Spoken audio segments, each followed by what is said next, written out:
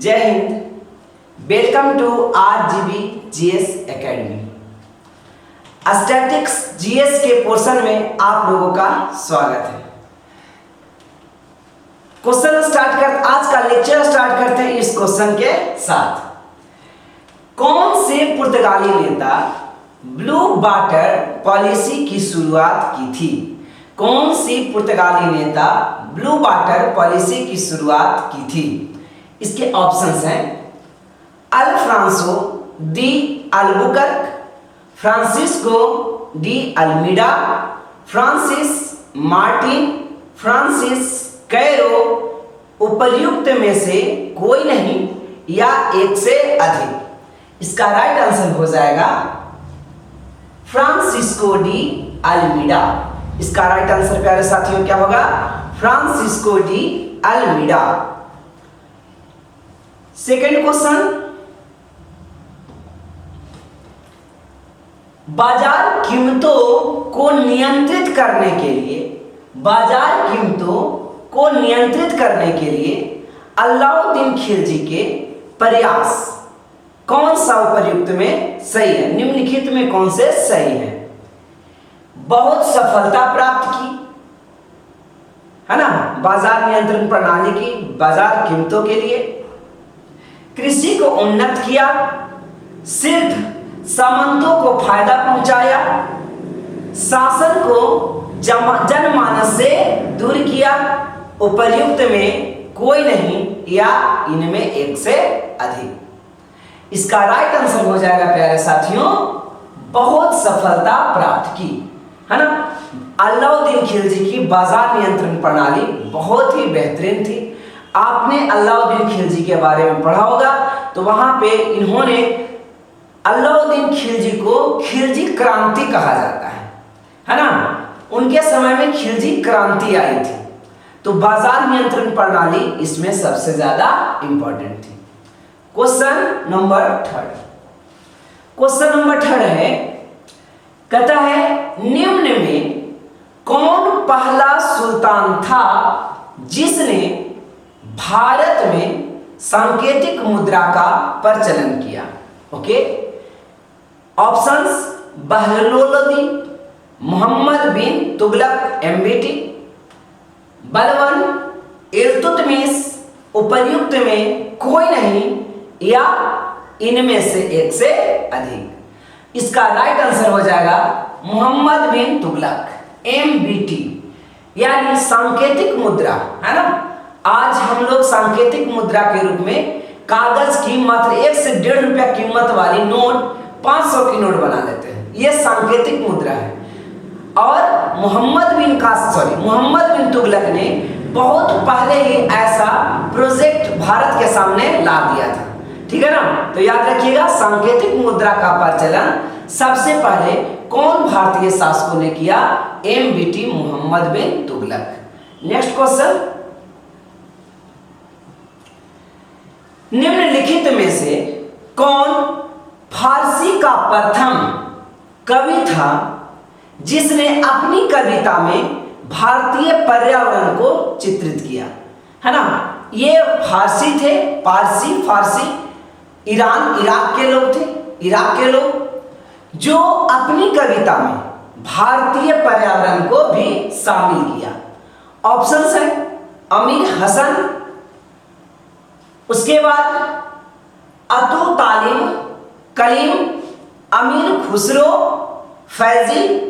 उपर्युक्त में से कोई नहीं या एक से अधिक। इसका राइट आंसर हो जाएगा अमीर खुसरो, है ना। अमीर खुसरो ऐसा पहला फारसी कवि था जो भारत का सौंदर्यों का चित्रित वर्णन किया था, ठीक है। नेक्स्ट क्वेश्चन है निम्नलिखित में से किस सिख गुरु ने गुरुमुखी प्रारंभ की? किस सिख गुरु ने गुरुमुखी प्रारंभ की? ऑप्शंस हैं गुरु रामदास, अमरदास, गुरु नानक, गुरु अंगद। उपर्युक्त में कोई नहीं या इनमें एक से अधिक। इसका राइट आंसर हो जाएगा गुरु अंगद। गुरु अंगद, यानी गुरुमुखी लिपि की शुरुआत गुरु अंगद के द्वारा किया गया। ठीक है, गुरुमुखी लिपि का शुरुआत किसके द्वारा? गुरु अंगद के द्वारा किया गया। क्वेश्चन नंबर 6, निम्नलिखित में से किस एक कांग्रेसी नेता ने प्रथम अखिल भारतीय ऑल इंडिया अखिल भारतीय किसान सभा में भाग लिया था? अखिल भारतीय किसान सभा में भाग लिया था, ये कौन से कांग्रेसी नेता थे? ठीक है, ऑप्शंस हैं राजेंद्र प्रसाद, एम के गांधी, सुभाष चंद्र बोस, जवाहरलाल नेहरू, उपर्युक्त में कोई नहीं या इनमें एक से अधिक। इसका राइट आंसर होगा जवाहरलाल नेहरू। जवाहरलाल नेहरू प्रथम ऐसे भारतीय कांग्रेसी नेता थे जो अखिल भारतीय किसान सभा में भाग लिया, अखिल भारतीय किसान सभा में भाग लिया। नेक्स्ट क्वेश्चन, क्वेश्चन नंबर 7, अग्नि का आविष्कार किस काल में हुआ? आग का आविष्कार किस काल में हुआ? ऑप्शंस हैं पूरा पाषाण काल, नव पाषाण काल, मध्य पाषाण काल, ताम्र पाषाण काल, उपर्युक्त में कोई नहीं या इनमें एक से अधिक। इसका राइट आंसर हो जाएगा पूरा पाषाण काल। अग्नि का आविष्कार, आग का खोज कब हुआ? पूरा पाषाण काल में। आग का खोज कब हुआ? पूरा पाषाण काल में। अगर नेक्स्ट क्वेश्चन की बात किया जाए, क्वेश्चन नंबर 8, सिंधु घाटी सभ्यता के शहरों की सड़कें कैसी थी? सिंधु घाटी सभ्यता के शहरों की सड़कें कैसी थी? तंग और मैली यानी उबड़ खाबड़ और खराब, चौड़ी और सीधी, है ना, उसका डेप्थ उसका विड्थ ज्यादा था और बिल्कुल स्ट्रेट, फिसलने वाली, है ना, स्लोपी, या फिर तंग और पतली, डेट मीन्स बहुत ही खराब और सकरा। ठीक है ना, इसके अलावे इनमें से कोई नहीं या एक से अधिक।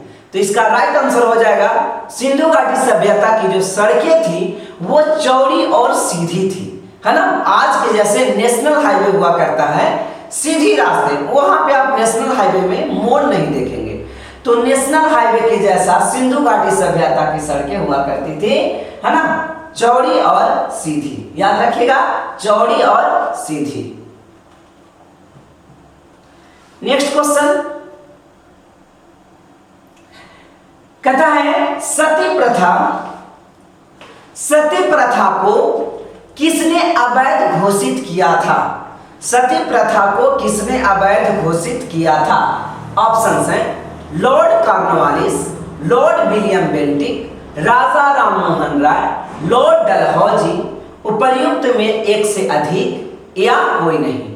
इसका क्वेश्चन पहले समझिएगा। सती प्रथा को किसने अवैध घोषित किया था? एक था इनके सहयोग से अवैध हुआ था, तो राजा राममोहन राय के सहयोग से हुआ था, लेकिन अवैध घोषित किसने करा? तो अवैध घोषित लॉर्ड विलियम बेंटिक के द्वारा करा गया। सती प्रथा को अवैध घोषित लॉर्ड विलियम बेंटिक के द्वारा किया गया। तो इसका राइट आंसर हो जाएगा लॉर्ड विलियम बेंटिक, है ना, governor general Lord William Bentinck. Next question, दोहरी शासन नीति यानी ड्यूअल गवर्नमेंट पॉलिसी को किसने समाप्त किया? है ना, दोहरी शासन नीति को कौन गवर्नर जनरल, भारत के गवर्नर जनरल ने समाप्त किया? ऑप्शंस हैं Lord Curzon, Lord Mountbatten, Lord Ripon, Lord Canning, उपर्युक्त में से कोई नहीं या एक से अधिक। इसका राइट आंसर हो जाएगा लॉर्ड कैनिंग, है ना। ड्यूअल जो गवर्नमेंट पॉलिसी थी लॉर्ड कैनिंग ने रिमूव कर दिया, खत्म कर दिया, ओके, अबोलिश कर दिया। Who abolish the dual government policy? इसको हिंदी इंग्लिश में क्या कहेंगे? Who abolish the dual government policy, okay. Next question, प्यारे साथियों, निम्नलिखित में से किस पद्धति का उपयोग लॉर्ड वेलेस्ली ने अपने राजनीतिक उद्देश्यों को प्राप्त करने के लिए किया था। लॉर्ड वेलेस्ली का कौन सा यहाँ पे नीति था, बस इतना याद रखो। ऑप्शन है सुरक्षा घेरे की नीति, सुरक्षा घेरे की नीति यानी सिक्योरिटी और कवर पॉलिसी, सहायक संधि, है ना, सहायक संधि, धोखाबाजी, हड़प की नीति, उपर्युक्त में से कोई नहीं या एक से अधिक। इसका राइट आंसर हो जाएगा लॉर्ड वेलेस्ली सहायक संधि। बहुत इंपॉर्टेंट ये क्वेश्चन है, लॉर्ड वेलेस्ली सहायक संधि। जहां भी आए लॉर्ड वेलेस्ली तो उसका सबसे खूंखार तरीका सहायक संधि का था, याद रखिएगा, लॉर्ड वेलेस्ली सहायक संधि। नेक्स्ट क्वेश्चन, पंजाब केसरी किसे कहा जाता है? Who is known as Punjab Kesari?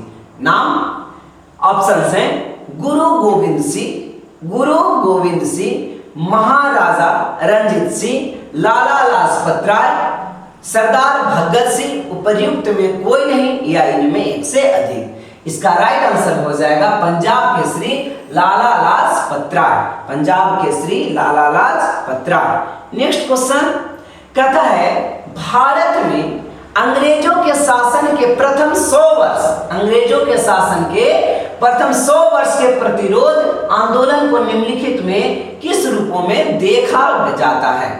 तो ये किस रूपों में देखा जाता है? नागरिक विद्रोह, जनजातीय विद्रोह, राष्ट्रीय विद्रोह, किसान विद्रोह, उपर्युक्त में से कोई नहीं या इनमें एक से अधिक। तो साथियों नागरिक विद्रोह भी था ये 100 साल के बाद, जनजातीय विद्रोह भी था, राष्ट्रीय विद्रोह भी था, किसान विद्रोह भी था। इस प्रकार इसमें के सारे क्वेश्चंस सही हैं, तो इस प्रकार ई ऑप्शन सही हो गया, इनमें एक से अधिक। Okay, E option is right.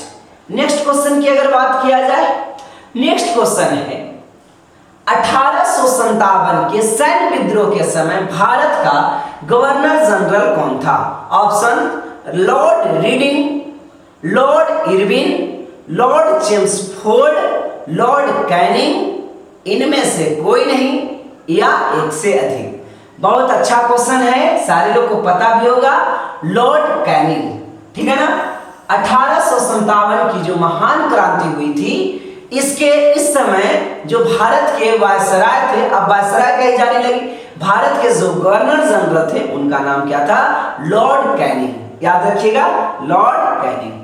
Next question, वह कौन सा प्रथम भारतीय था, वह कौन सा प्रथम भारतीय था जो ब्रिटिश संसद के लिए निर्वाचित हुआ? बहुत बहुत important questions. Firoz Shah Mehta, S N. Banerjee यानी Surendra Nath Banerjee, S N. Banerjee that means Surendra Nath Banerjee, G K. Gokhale, G K. Gokhale, Dada Bhai Naoroji, उपर्युक्त में कोई नहीं या एक से अधिक। तो इसका राइट आंसर हो जाएगा दादा भाई नौरोजी, ठीक है ना। नेक्स्ट क्वेश्चन, ऑप्शन क्वेश्चन है ब्रिटिश भारत में होम रूल आंदोलन किसने शुरू किया? ब्रिटिश भारत में होम रूल आंदोलन किसने शुरू किया? ऑप्शंस महात्मा गांधी, सरोजिनी नायडू, सरदार वल्लभ भाई पटेल, एनी बेसेंट, उपर्युक्त में कोई नहीं या इनमें एक से अधिक। तो इसका राइट आंसर प्यारे साथियों हो जाएगा एनी बेसेंट, है ना। भारत में होम रूल आंदोलन का श्रेय एनी बेसेंट को जाता है और दूसरा बाल गंगाधर तिलक, लेकिन प्रथम बार की डिमांड थी क्वेश्चन में, इस वजह से इसका आंसर हो गया एनी बेसेंट। नेक्स्ट क्वेश्चन, किस वर्ष गांधी जी ने दांडी यात्रा आरंभ की यानी प्रारंभ की? 1923, 1919, 1930, 1942, इनमें से कोई नहीं, इनमें एक से अधिक। इसका राइट आंसर 1930। महात्मा गांधी ने दांडी या मार्च 1930 में प्रारंभ की। महात्मा गांधी ने दांडी मार्च 1930 में प्रारंभ किया। क्वेश्चन नंबर 18, अहमद शाह ने 1848 में सफदरजंग को किस पद पर नियुक्त किया? अहमद शाह अब्दाली ने 1748 में सफदरजंग को किस पद पर नियुक्त किया? ठीक है ना। On which post did Ahmad Shah Abdali appointed Safdarjung in 1748? Mir Bakshi के पद पर, अवध का सूबेदार, सूबा बिहार की दीवानी, साम्राज्य का वजीर पीएम प्राइम मिनिस्टर, उपर्युक्त में कोई नहीं या इनमें एक से अधिक। तो इसका राइट आंसर हो जाएगा साथियों साम्राज्य का वजीर, यानी इसे पद जो दिया गया वो प्रधानमंत्री का दिया गया, वजीर का पद दिया गया। अहमद शाह ने सफदरजंग को वजीर का पद दिया। अहमद शाह ने सफदरजंग को वजीर का पद दिया, याद रखिएगा, है ना। साम्राज्य का वजीर यानी वजीर का पद दिया। Next question number 90। निम्नलिखित में से व्यापारिक शक्तियों में से 1717 में चुंगी अदा करने की छूट दी गई, है ना। चुंगी अदा करने की छूट दी गई, तो किसको ये दिया गया? अंग्रेजों को, डच को, पुर्तगालियों को, फ्रांसीसियों को? इसका राइट आंसर हो जाएगा प्यारे साथियों अंग्रेजों को। याद रखिएगा, चुंगी से हटा दिया गया, यानी चुंगी नामक टैक्स इनको देने की कोई जरूरत नहीं है, ये अंग्रेजों की देन थी, ठीक है ना। नेक्स्ट क्वेश्चन, यूरोपियन कंपनी में कौन सा सरकार नियंत्रण कंपनी थी, यानी नियंत्रित कंपनी थी? किसके द्वारा? गवर्नमेंट के द्वारा। यूरोपियन कंपनियों में कौन सा सरकार नियंत्रित कंपनी, यानी प्राइवेट सेक्टर की ये कंपनियां नहीं थी। जैसे आप लोग जानते होंगे ईस्ट इंडिया जो कंपनी थी वो 15 साल की मोनोपोली लेकर के भारत तथा इसके दक्षिण, है ना, भारत तथा इसके पूर्व में दक्षिण पूर्व में व्यापार करने की एक मोनोपोली लिया था, ठीक है ना। तो ये एक प्राइवेट कंपनी थी, लेकिन इनमें से कौन सा यह सरकारी यानी किसी देश की सरकारी कंपनी थी? तो पुर्तगाली, अंग्रेज, फ्रांसीसी, डच, तो इनमें से कोई नहीं या एक से अधिक? इसका राइट आंसर हो जाएगा प्यारे साथियों फ्रांसीसी। याद रखिएगा, फ्रांसीसी एक सरकारी कंपनी थी, नेक्स्ट क्वेश्चन है, मार्ले मिंटो सुधार का भीतर लक्ष्य क्या था? मार्ले मिंटो कब आया था? 1909 में मार्ले मिंटो एक्ट आया था, रिफॉर्म। तो इसका लक्ष्य क्या था? नरम दल वाले को सरकार के पक्ष में लाना, भारत में एक उत्तरदायी यानी रिस्पॉन्सिबल गवर्नमेंट की स्थापना करना, उग्रवादी आंदोलन को विनिष्ट करना, भारत में एक समुदाय के विरुद्ध दूसरे समुदाय को लड़ाना, ठीक है। तो बताइए मार्ले मिंटो जो रिफॉर्म आया था अंग्रेजों के द्वारा, ये भारत में किस प्रकार से काम किया? इसका मेन उद्देश्य क्या था लाना? तो एक समुदाय को दूसरे समुदाय से लड़ाना। इसी में अलग अलग चुनाव के भी जो मुस्लिम दंगे यहाँ पे हुए, इसका ये रीजंस था, याद रखिएगा। तो भारत में एक समुदाय को दूसरे समुदाय से लड़ाना इसका मेन मकसद था, ठीक है ना। किसका? मार्ले मिंटो का। आप जान जाओ मार्ले क्या थे? तो भारत उस समय यानी 1909 के भारत सचिव, और मिंटो जो थे, मिंटो द्वितीय, वो भारत के वायसराय थे। ओके, नेक्स्ट क्वेश्चन, ऋग्वेद में सूक्तों की कुल वास्तविक संख्या कितनी थी? 1107, 1017, 1710, 1170, है ना। ये क्वेश्चन तो आपको याद ही होगा, 1017, ठीक है ना। तो ऋग्वेद में सूक्तों की कुल संख्या 1017 थी। नेक्स्ट क्वेश्चन, चौरा चौरी की घटना के समय महात्मा गांधी कहां थे? चौरा चौरी जिस समय हुआ था उत्तर प्रदेश में, उस समय महात्मा गांधी कहां थे? दिल्ली में, कोलकाता में, या फिर उत्तर प्रदेश के चौरा चौरी में, वारदोली में? तो इसका राइट आंसर हो जाएगा वारदोली में। महात्मा चौरा चौरी जो 5 फरवरी को हुआ था, ठीक है, 5 फरवरी 1922, 5 फरवरी 1922। इसी के बाद है ना लगभग 7 दिन के बाद 12 फरवरी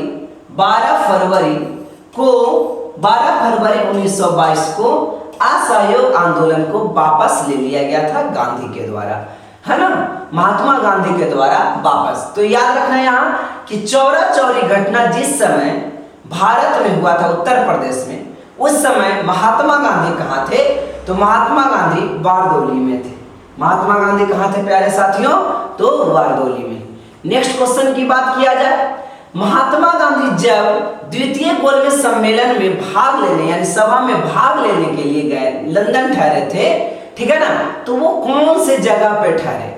ठीक है ना, तो सेंट जेम्स पैलेस में या किंग्सले हॉल में, इंडिया हॉल में, व्हाइट हाउस में? तो इसका right answer saint James Palace के तो पार्ट था, लेकिन महात्मा गांधी कहां ठहरे थे? तो किंग्सले हॉल में। याद रखिएगा, किंग्सले हॉल में ये ठहरे थे। महात्मा गांधी कहां ठहरे थे? किंग्सले हॉल में। नेक्स्ट क्वेश्चन, अंग्रेजों ने किस मराठा सरदार से राजघाटपुर की संधि की? तो राजघाटपुर की संधि किस मराठा सरदार के साथ अंग्रेजों द्वारा हुई? ऑप्शंस, ग्वालियर के सिंधिया, बड़ौदा के गायकवाड़, इंदौर के होलकर, नागपुर के भोसले। तो इसका राइट आंसर हो जाएगा इंदौर के होलकर के द्वारा, इंदौर के होलकर के द्वारा, ठीक है ना, संधिया किया गया राजघाटपुर की संधि। पूछेगा राजघाटपुर की संधि किन दोनों के साथ हुआ या किन के बीच हुआ? तो इसका आंसर आप देंगे मराठा सरदार और अंग्रेजों के बीच, मराठा सरदार और अंग्रेजों के बीच। नेक्स्ट क्वेश्चन, सलवाई की संधि का संबंध किस मुद्दा से लेकर के? तो सलवाई की संधि किस मुद्दों से लेकर के? तृतीय आंग्ल मराठा युद्ध, द्वितीय आंग्ल मराठा युद्ध, प्रथम आंग्ल मैसूर युद्ध, प्रथम यानी आंग्ल नेपाल युद्ध, उपर्युक्त में से कोई नहीं या इनमें एक से अधिक? तो ये जान जाओ सलवाई की संधि प्रथम आंग्ल मराठा युद्ध से संबंधित था। किससे? प्रथम आंग्ल मराठा युद्ध, मराठा, और ये हमारे ऑप्शन में नहीं है, तो इस प्रकार ऑप्शन ई सही होगा, इसका ऑप्शन ई करेक्ट होगा। याद रखिएगा, प्रथम आंग्ल मराठा युद्ध जो सलवाई की संधि से संबंधित है, ठीक है ना, सलवाई की संधि से संबंधित है। नेक्स्ट क्वेश्चन बहुत ही प्यारा क्वेश्चन है, मोहम्मद बिन कासिम, है ना, मोहम्मद बिन कासिम जो भारत में पहला मुस्लिम आक्रमणकारी था अरब, है ना, ये सिंध की विजय प्राप्त कब की? 712, 721, 735, 749? इसका right answer 712।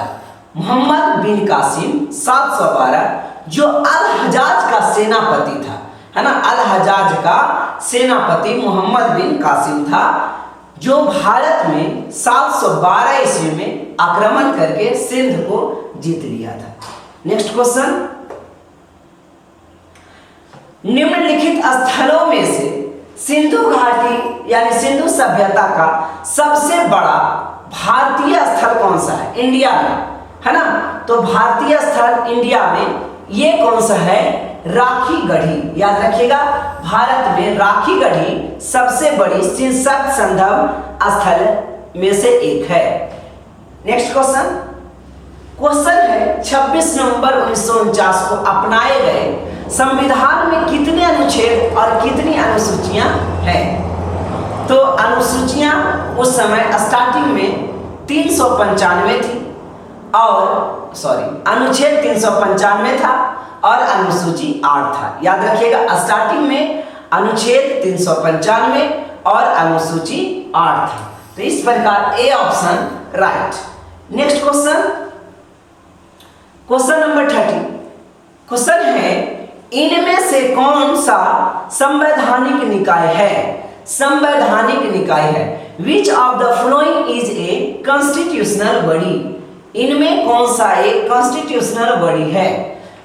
North east India council, राष्ट्रीय एकीकरण परिषद, जोनल काउंसिल, अंतरराज्यीय परिषद यानी इंटर स्टेट काउंसिल, उपर्युक्त में से कोई नहीं या इनमें एक से अधिक। इसका राइट आंसर हो जाएगा अंतरराज्यीय परिषद। इंग्लिश में क्या बोलेंगे? Inter state council. Inter state council यह एक संवैधानिक निकाय है यानी कॉन्स्टिट्यूशनल बॉडी है। यह क्या है? कॉन्स्टिट्यूशनल बॉडी है। नेक्स्ट क्वेश्चन, 1935 के भारत शासन अधिनियम या भारत सरकार कानून के अंतर्गत 1937 में हुए प्रांतीय चुनाव में कांग्रेस ने कितने प्रांत में अपनी सरकार बनाई थी? तो इसका राइट आंसर, इसका ऑप्शन है 5, 11। उस समय 11 प्रांत थे, तो ये तो बिल्कुल गलत है। 5, 11, 8, 9, इसका राइट आंसर हो जाएगा 8। कांग्रेस में 8 राज्यों में कांग्रेस की सत्ता स्थापित हो चुकी थी। नेक्स्ट क्वेश्चन, क्वेश्चन नंबर 32, जिला न्यायाधीश को कौन नियुक्त करता है? जिला न्यायाधीश को कौन नियुक्त करता है? भारत के राष्ट्रपति, भारत के राष्ट्रपति, भारत के राज्यपाल यानी स्टेट गवर्नर, राज्य के लोकसभा आयोग, स्टेट पब्लिक सर्विस कमीशन, राज्य के उच्च न्यायालय के मुख्य न्यायाधीश, chief justice of high court of state, उपर्युक्त में से कोई नहीं या इनमें एक से अधिक। इसका राइट आंसर हो जाएगा भारत के राज्यपाल। जिला न्यायाधीश की नियुक्ति कौन करता है? तो भारत के राज्यपाल यानी राज्यों के राज्यपाल। नेक्स्ट क्वेश्चन, राष्ट्रपति और उपराष्ट्रपति के चुनाव संबंधित जो विवाद है वो कहां लाया जाता है? अगर राष्ट्रपति और उपराष्ट्रपति से संबंधित कोई विवाद है तो वो कहां लाया जाएगा? उच्चतम न्यायालय में, उच्च न्यायालय में, उच्चतम और उच्च न्यायालय दोनों में, जिला न्यायालय में, उपर्युक्त में से कोई नहीं या इनमें एक से अधिक। तो इसका राइट आंसर हो जाएगा सुप्रीम कोर्ट, है ना। उच्चतम न्यायालय में इसका विवाद का निपटारा किया जाएगा। तो राष्ट्रपति और उपराष्ट्रपति के चुनाव से संबंधित कोई भी विवाद हो तो इसे सर्वोच्च न्यायालय में यानी सुप्रीम कोर्ट में लाया जाएगा, याद रखिएगा। नेक्स्ट क्वेश्चन, 1857 में अंग्रेजों के विरुद्ध 1857 में अंग्रेजों के विरुद्ध जिहाद प्रचार किसने किया? जिहाद प्रचार किसने किया? 1857 में ही जिहाद, है ना। मौलवी बरकत अली ने, मौलवी अहमद उल्लाह ने, मौलवी कुदरत अली ने, मौलवी अहसान उल्लाह ने। इसका राइट आंसर हो जाएगा मौलवी अहमद उल्लाह। याद रखिएगा, जिहाद, उसी समय जिहाद का प्रचार किया था, ठीक है ना, मौलवी अहमद उल्लाह के द्वारा किया गया जिहाद का प्रचार था। क्वेश्चन नंबर 35, पटना उच्च न्यायालय की स्थापना कब की गई? 1922, 1935, 1916, 1919। इसका राइट आंसर प्यारे साथियों हो जाएगा 1916, है ना।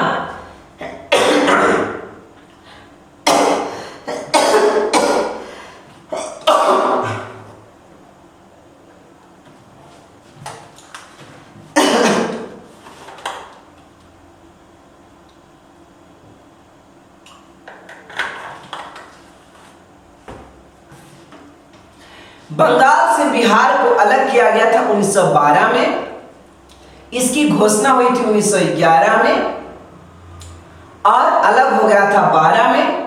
14 में यहां हाई कोर्ट की स्थापना की गई, याद रखिएगा। तो उच्च न्यायालय की स्थापना पटना में कब किया गया? 1916 में। नेक्स्ट क्वेश्चन, भारतीय संविधान के अधीन विधान के अवशिष्ट शक्तियां किसमें निहित होती है?